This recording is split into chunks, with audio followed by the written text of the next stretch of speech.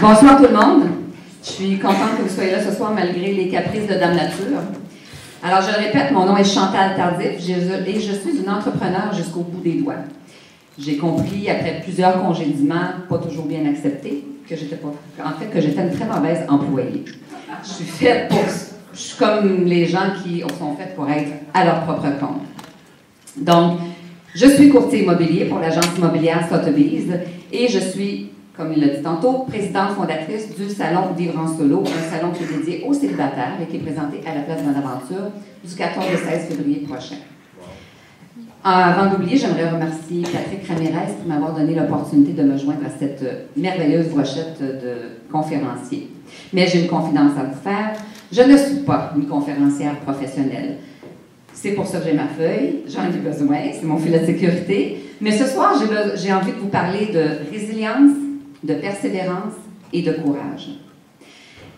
C'est pas facile à faire en 15 minutes, c'est pas facile de vous résumer mon parcours de vie, ça serait plus facile si j'avais 25 ans, mais c'est pas le cas. Alors, je vais essayer de faire un résumé de ce qui m'a amené à faire confiance en la vie, à faire confiance à l'univers, à Bouddha, à Dieu, appelez ça comme vous voulez, mais surtout à vous encourager, à vous motiver à ne jamais baisser les bras lorsque vous avez un objectif à atteindre. Évidemment, je vais être obligée de sauter des grands bouts, mais l'important, c'est que je vais vous parler de moments difficiles dans ma vie qui m'ont fait dire pourquoi je me suis levée à matin. Ma vie a commencé à déraper le jour de mon divorce, alors que j'étais avec le père de mes 3 enfants depuis l'âge de 15 ans. Donc, à 32 ans, je me retrouve célibataire pour la première fois de ma vie avec 3 jeunes enfants, le plus jeune avait 3 ans. Ça a été dur, ça a été très dur. Et c'est probablement banal, parce que je ne suis pas la seule à qui c'est arrivé, n'est-ce pas? Sauf que ce qui est peut-être différent dans ce cas-ci, c'est ce que j'ai décidé de faire avec. Autrement dit, avec des citrons, j'ai décidé de faire de la limonade. Parce que oui, ça a été dur, comme je le disais. Mon mari, je l'aimais profondément. Il m'avait trompée à quelques reprises et j'avais tout simplement choisi de me respecter. Alors, qu'est-ce qu'on fait quand on est célibataire pour la première fois de sa vie à 32 ans et qu'on est à l'ère où c'est pas encore facile de se faire des amis avec quelques clics de souris? Hein? C'est plus compliqué que ça. J'avais besoin de me refaire un cercle d'amis, donc je regardais un peu ce qui se faisait, quelles étaient mes options, et dans ce temps-là, il y avait des super rencontres. Alors, j'ai décidé d'aller essayer ça.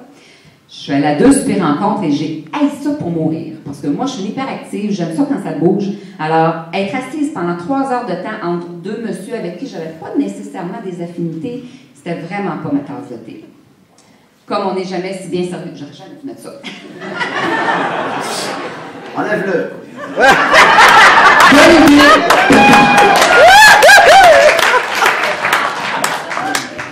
Grand mot, les grands moyens. Donc, je suis rendue au souper de célibataire que j'ai... Ah oui, c'est ça. Comme on n'est jamais si bien servi par soi-même, j'ai décidé tout simplement de fonder mon propre groupe de loisirs pour célibataires que j'ai appelé Célibation. Oh, ma petite famille. Ben oui, ben c'est ça. C'était ma petite famille. Donc, le premier groupe de loisirs pour célibataires. Stéphane, pourquoi tu ne le mets pas en full... Pas capable, il est mort, maman disait. Non, ça ne marche pas. Non. Donc, j'ai décidé de fonder mon propre groupe de loisirs pour célibataires, Célibation. Alors, tous les week-ends, j'emmenais des célibataires faire des activités de plein air, du kayak, du vélo, du hiking, toutes sortes d'affaires. Fait que ça bouge. J'ai fait ça pendant une couple d'années. Et après quelques années, j'ai rencontré 2 jeunes hommes qui venaient de fonder un site Internet de rencontres. Ça commençait dans ce temps-là. Et ils m'ont offert de me joindre à eux, de me joindre à leur équipe. Et ils ont acheté ma clientèle, dans le fond. Donc, on a comme fusionné. Puis, 1 an plus tard, ils ont vendu, leur site a été vendu à un gros consortium français. J'ai perdu ma job. Et la même semaine, je venais de laisser mon chum de la dernière année. Alors là, je regardais en l'air et j'ai dit, il faut qu'il se passe quelque chose. Je dois vous dire que pendant ces mois qui précédaient, l'idée d'un magazine pour célibataires avait commencé à faire son chemin parce que je me disais, il y a des magazines pour les passionnés de toutes sortes d'affaires, pour le golf, le vélo, le ski, la poutine, you name it. Pourquoi il n'y a pas un magazine qui serait spécialisé pour les célibataires, qui répondrait à leurs besoins, leurs préoccupations et leur style de vie? Alors, quand ça m'est arrivé que j'ai perdu mon emploi, mon chum la même semaine, tout ça, J'ai dit, OK, parfait. Let's go. It's now or never. Sauf que, je vous demande de vous mettre à ma place 2 minutes. Demandez-vous comment, quand on a un projet comme partir un magazine, comment on fait quand on n'a pas une scène qui nous adore, quand on n'a jamais travaillé dans un magazine, on n'a jamais opéré un magazine, puis quand tout le monde vous dit « Es-tu malade? » C'est impossible. Mais ça a l'air qu'impossible, c'est pas dans mon dictionnaire. Parce que je l'ai fait. Je suis allée m'informer du côté du financement avec le CLD, côté... oui, c'est ça, du côté du financement. Et côté opération de magazine, ben là, il y avait de l'Internet et j'ai trouvé, next please, j'ai trouvé un livre sur Internet qui s'intitulait Starting and Running a Successful Newsletter or Magazine. Comment partir un magazine. J'ai acheté le livre. Puis là, je l'ai lu 2 fois plutôt qu'une. Et finalement, en bout de ligne, j'ai levé 250 000 de financement avec du financement institutionnel en donnant ma maison en garantie et 10 000 de Love Money. J'ai écrit mon plan d'affaires, évidemment c'était ça qui m'a aidé d'avoir le financement. Et quelques mois plus tard, on trouvait en magazine, on trouvait en kiosque le magazine Rendez-vous. Voilà. En 2001, il était disponible en kiosque.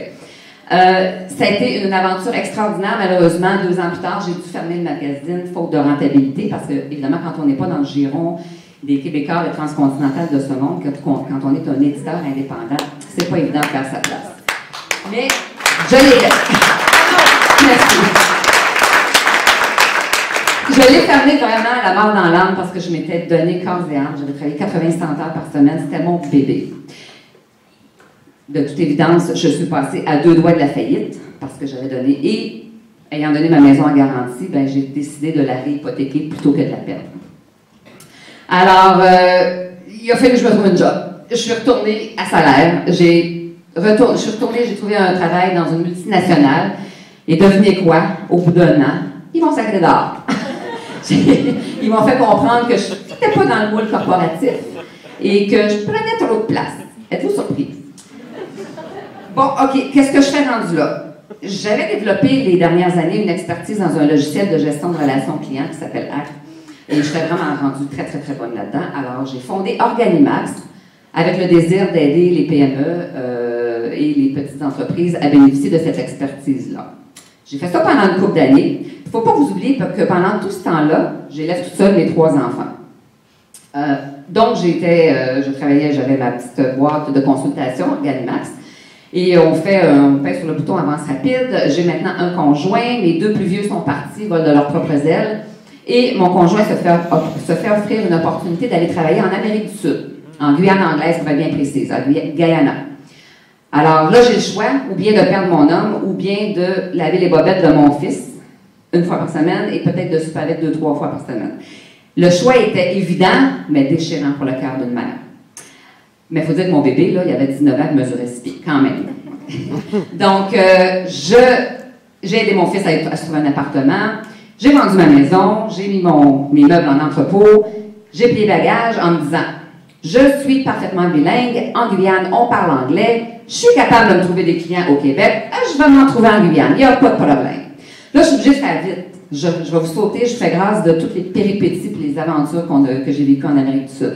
1 an et demi plus tard, la conclusion, c'est que ça s'est soldé par un échec épouvantable, autant sur le plan personnel que financier. Quand on est rentré en avril 2009, mon conjoint m'a dit, le lendemain qu'on a atterri, il m'a dit « Sais-tu quoi, on ne s'en va pas dans la même direction. Moi, j'aime ça là-bas. J'ai l'intention de retourner vivre de façon permanente. » Mais évidemment, moi, il n'en était pas question parce que je m'ennuyais beaucoup de mes enfants, puis ma fille était enceinte. Alors, en avril 2009, l'année de mes 50 ans, mais oui, je le sais, vous pouvez calculer. Hein. L'année de mes 50 ans, je me suis retrouvée overnight, tout d'un coup. Plus de job, plus de chambre, plus de char, plus de maison, plus rien. Je peux vous dire que sur l'échelle du stress, j'ai scoré pas mal haut. Alors, qu'est-ce qu'on fait dans ce temps-là? Ben, on broye un bon coup, hein? On chasse le méchant. Et là, j'ai décidé de faire le bilan des épreuves que j'avais traversées jusqu'à date. Et puis, je me suis dit, j'ai jamais dormi sur un banc de parc. J'ai toujours mangé mes 3 repas par jour, même si j'aurais pu en sauter quelques-uns. Alors, il n'y a pas de raison que je ne passe pas à travers ces épreuves-là encore une fois. Alors, on va y aller par priorité. Ça me prend une voiture. Pour louer une voiture, ça prend un job. Donc, j'ai pilé sur mon orgueil, j'ai envoyé un courriel à tout mon réseau de contacts. 3 semaines plus tard, je travaillais, j'allais me chercher une voiture. Ma meilleure amie m'a offert d'aller vivre avec elle et ses 2 fils comme coloc. Kathleen est ici dans la salle ce soir et je la remercierai jamais assez de m'avoir permis de me remettre sur mes 2 pieds. Je t'adore, Kathleen, merci. Alors là, les urgences sont réglées. Je me retrouve donc un travail et tout, et là, je fais une introspection. Qu'est-ce que je veux faire avec le reste de ma vie? Il n'était pas question que je reste à salaire le restant de ma vie. Je n'étais pas pressée de me refaire un chum. Et c'est à ce moment-là que j'ai décidé d'aller chercher ma licence, mon permis de courtier immobilier. Alors, pendant 4 mois, j'ai travaillé à temps plein et j'ai étudié à temps plein. Je partais du bureau à 5 heures et à 6 h 15, j'avais les fesses assises sur un banc d'école 4 soirs par semaine, un samedi sur 2, pendant 4 mois de temps. Un vrai marathon. Quand j'ai eu fini, j'étais verte de fatigue. Mais j'étais fière de moi. Êtes-vous essoufflé? Bien, pas moi. Moi, je suis comme le petit lapin. Ça, c'est quand j'étais en Guyane. Avance-toi un petit peu. Avance-toi un petit peu. Allô? Et voilà. Alors, moi, je suis comme le petit lapin du Racel. J'arrête jamais. Donc, j'étais courtier immobilier. Puis là, je suis en train d'oublier quelque chose d'important. Je suis sûre. C'est ça. Je suis rendue courtier immobilier. Je démarre donc une nouvelle entreprise, si on veut. Mais c'est pas assez.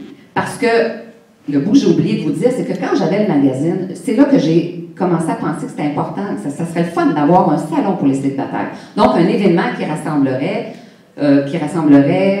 les contacts que je m'étais fait, des ressources, des informations et tout ça dans un événement grandiose. Alors, quand j'ai été bien... ah oui, c'est ça. 18 mois après que j'ai fini ma formation en courtier immobilier, je m'achetais un condo, puis là, j'étais vraiment solide, prête à... J'étais revenue sur mes pieds, finalement. Alors là, j'ai décidé de repenser à mon projet, parce que juste courtier immobilier, c'est pas assez, voyons donc. Non, voyons. J'ai sorti mon projet de salon pour célibataires. J'avais toujours pas une scène qui m'adorait, encore moins, mais je savais que j'avais une bonne idée, que j'avais un bon concept. Donc, j'ai sorti mes antennes pour me trouver un partenaire qui croirait en mon projet et qui pouvait me compléter au point de vue financier, administration, logistique, l'événement et tout ça. J'étais à l'affût et effectivement, j'ai fini par rencontrer mon associé du moment, Éric Vidal, qui est un homme extraordinaire. On est vraiment un couple sur le plan professionnel parfait. Moins d'1 an plus tard, on incorporait la compagnie et en novembre 2012 avait lieu la première édition du Salon Vivre en Solo à la Place Bonaventure. Une édition qui nous a permis de valider la pertinence et le besoin pour les célibataires de ce concept-là. Alors, ça a l'air bien beau comme ça, vu de l'extérieur. Ça a l'air bien facile et tout. Mais je ne sais pas si vous avez la moindre idée de combien d'entreprises j'ai dû solliciter pour aller vendre 65 kiosques. Combien de sacrifices, combien d'efforts j'ai mis dans ce projet-là. Et jusqu'à quel point aussi ça a diminué mes revenus immobiliers parce que, proportionnellement, avec tous les efforts et le temps que je devais investir. Je vais vous dire une chose. Si un jour, on avance un petit peu? Si un jour je suis au volant, vous me rencontrez au volant de ma voiture de rêve, puis il y a quelqu'un qui vient me voir et qui me dit « Hey, t'es chanceuse, toi. Je vous garantis, je vais te faire passer une claque en arrière de la tête parce que la chance n'a rien à voir là-dedans. » Des sacrifices, j'en fais à la tonne, j'en fais tout le temps. Et je fais des sacrifices du genre, mon Dieu, quand ma fille me demande pour garder mes petits-enfants, puis que je suis obligée de dire non, parce que faut que je travaille. Quand je me rends compte que ça fait 21 jours d'affilée que je n'ai pas pris une seule journée de congé, je vais raconter une petite anecdote assez représentative. L'année passée, ma fille a eu un 2e enfant, et le jour où elle est rentrée à l'hôpital, j'étais en réunion de production 2 semaines avant l'ouverture du salon, mon grand rêve qui se réalisait. J'étais en réunion de production à la Place Bonaventure, puis elle m'appelle et elle me dit « Maman, c'est le temps, j'aimerais ça que tu sois à côté de moi. » Je ne peux pas dire non à ça, hein. Alors, je pars de la Place Bonaventure, je me ramasse un sandwich, j'arrive à l'hôpital avec mon laptop, toutes mes affaires, puis là, ma fille, elle a une épidurale. Fait qu'elle, là, les contractions, c'est la machine qui dit qu'elle en a. Elle somnole entre les contractions.